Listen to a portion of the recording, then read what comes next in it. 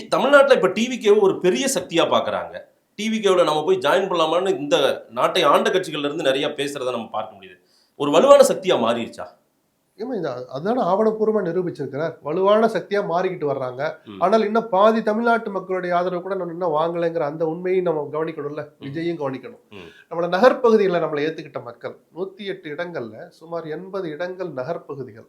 ஏன் கிராமங்கள்ல ஏத்துக்கல? ஏன் பரவலா ஏத்துக்கல? ஒரு 6-7 மாவட்டங்கள்ல ஒரு இடம் கூட ஏன் நம்ம மக்கள் நமக்கு கொடுக்கல? ஓட்டு போட்டாங்க. ம்.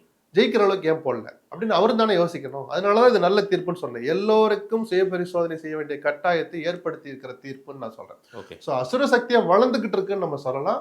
அதை முதல் கட்டமா ஓரளவு நிரூபிச்சிருக்கிறாங்கன்னு சொல்லலாம். தமிழ்நாட்டின் ஒரே சக்தி தவிர்க்க முடியாத சக்தி தாவேக்காதான் அப்படிங்கிற இடம் இன்னும் வரல. ம். அதை நோக்கி பயணிக்கிறாங்கன்னு நம்ம சொல்லலாம். இன்னைக்கு டிவிகேவை எதிர்க்கணும்னா திமுக, அதிமுக, பிஜேபி யாரா இருந்தாலும் ஒரே புள்ளியில நிற்க வேண்டிய தேவை வந்துருச்சோ? அது அவங்கவுங்களுடைய கொள்கை சார்ந்த விஷயங்கள் எந்தெந்த களம்ங்கிறத பொறுத்து இருக்கு. இப்போ நாடாளுமன்ற தேர்தலில் பிஜேபியினுடைய தலைமையில எல்லாம் அணி திரளுவாங்க. காங்கிரஸ் தலைமையில் ஒரு அணி போகும்.